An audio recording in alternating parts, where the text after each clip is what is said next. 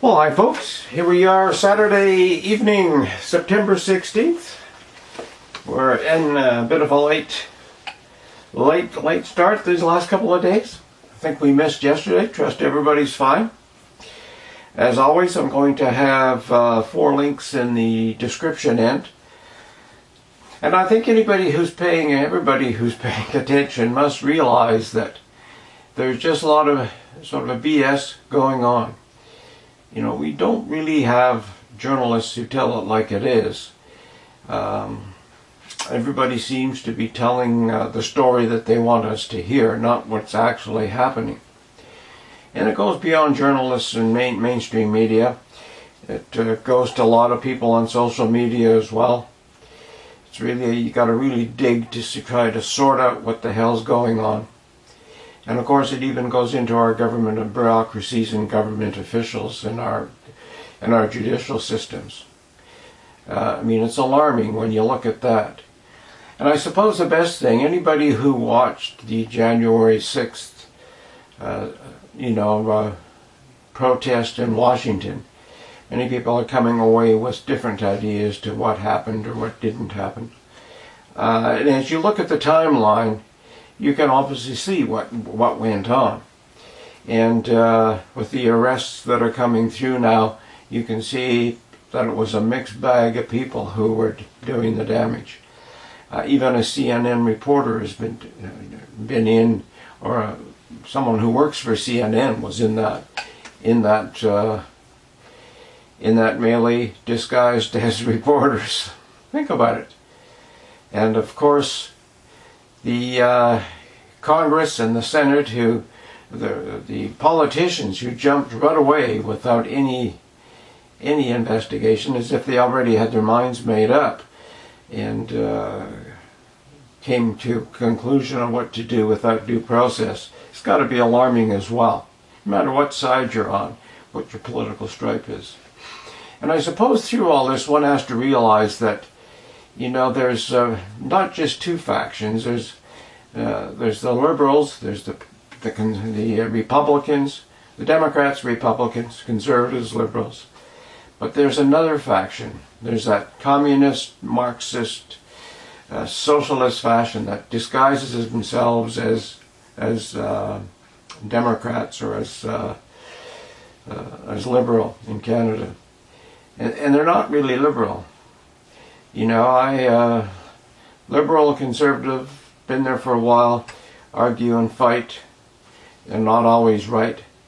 But this other side, this extreme side, sort of is what's causing all the bullshit going on.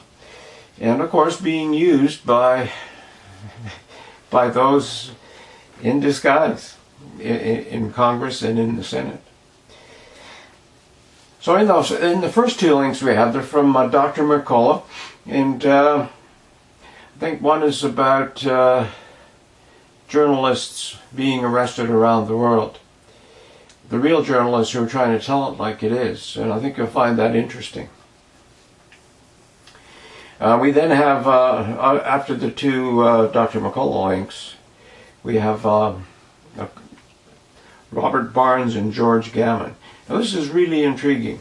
I mean, Barnes is a lawyer and Gammon is sort of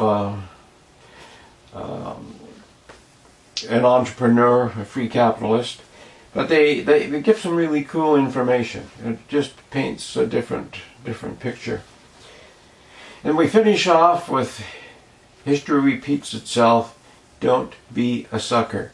And I really suggest, if you haven't seen this one, watch it. It's an old clip, but it's really, really exactly what's going on in the world today. And I really, really suggest you watch. If you don't watch anything else, watch Don't Be a Sucker. I think as you watch that, then look around at whatever country you want to look at. I mean, these kind of rumblings are happening today.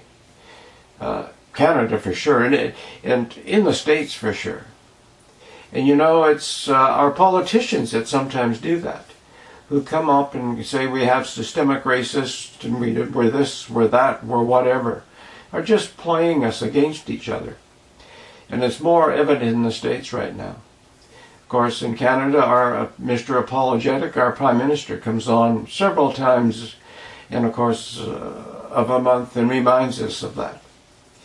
He's apologizing for us for something that we never did, but trying to get factions going against each other. And I think it's basically crap. So don't be a sucker. Make up your own mind. Watch Robert Burns. He's sort of cool. That's a cool one. And of course, Dr. McCullough also always has some good facts out. And there's a lot more that I could put out because there's so much happening. Of course, there's warnings about more red flags coming. And of course, Washington and the protest in December or January 6th was definitely a red flag. Somebody was sort of planting something to create something else, much like Nashville, much like the Oklahoma bomber. And through history, you can find a lot of false flags trying to get us all sort of hyped up and going. I guess that's about all for today. Like I say, it's interesting times and it's concerning times. So take care. See you again tomorrow, hopefully. Bye for now.